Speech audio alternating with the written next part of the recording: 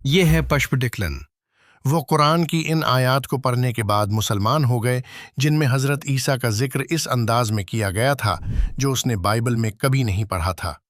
اسے احساس ہوا کہ حضرت عیسیٰ علیہ السلام زیادہ ایک مسلمان تھے بنسبت ایک عیسائی کے۔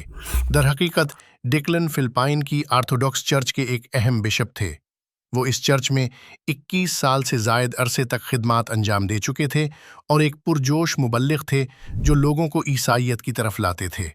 وہ ایک عالم تھے جنہوں نے بائبل کا 3 مختلف زبانوں یونانی، عبرامی اور آرامی، جو بائبل کی اصل زبان ہے، میں گہرائی سے مطالعہ کیا تھا۔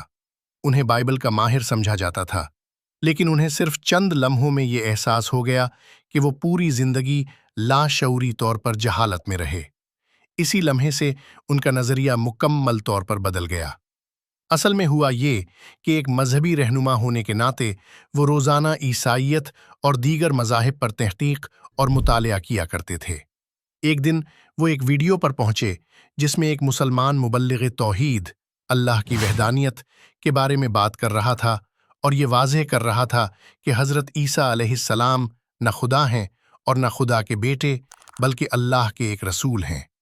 یہ بات ان کے لیے نئی نہیں تھی کیونکہ وہ اسے پہلے بھی کئی بار سن چکے تھے اور اس پر یقین نہیں کرتے تھے، لیکن جو چیز ان کی توجہ کا مرکز بنی وہ یہ تھی کہ اس مسلمان مبلغ نے قرآن کی ایک آیت کا حوالہ دیا جو واضح طور پر یہ ثابت کرتی ہے کہ حضرت عیسیٰ علیہ السلام خدا نہیں ہیں۔ یہ سورہ مائدہ کی آیت ہے جس میں کہا گیا ہے، اور قیامت کے دن اللہ فرمائے گا، اے عیسیٰ ابن مریم، کیا تم نے لوگوں سے کہا تھا کہ مجھے اور میری ماں کو اللہ کے سوا معبود بنا لو؟ وہ عرض کریں گے، تو پاک ہے، مجھے یہ حق نہیں تھا کہ میں وہ بات کہتا جس کا مجھے کوئی حق نہ تھا۔ اگر میں نے ایسا کہا ہوتا تو یقیناً تو اسے جان لیتا۔ اور اگلی آیت میں حضرت عیسیٰ علیہ السلام فرمائیں گے، میں نے ان سے وہی کہا جو تو نے مجھے حکم دیا تھا کہ اللہ کی عبادت کرو جو میرا بھی رب ہے اور تمہارا بھی رب ہے۔ مسلمان مبلغ یہی نہیں رکا بلکہ اس نے بائبل سے بھی ایک حوالہ پیش کیا، اور یہی بات بشپ کے لیے سب سے زیادہ حیران کن ثابت ہوئی۔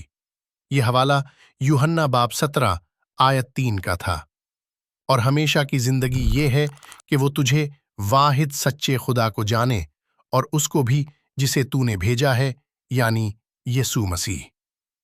بشپ ڈکلن ان دونوں آیات کے پیغام سے ہی نہیں بلکہ ان کے درمیان موجود تعلق سے بھی گہرے طور پر متاثر ہوئے۔ یہی وہ لمحہ تھا جب انہوں نے اپنے عقیدے پر سوال اٹھانا شروع کیا۔ اس کے بعد انہوں نے فیصلہ کیا کہ وہ بائبل کو دوبارہ پڑھیں گے تاکہ حضرت عیسیٰ کی حقیقت سے متعلق تمام آیات کا گہرائی سے جائزہ لے سکیں۔ اس بار وہ کھلے ذہن کے ساتھ سچائی کی تلاش میں بائبل پڑھ رہے تھے۔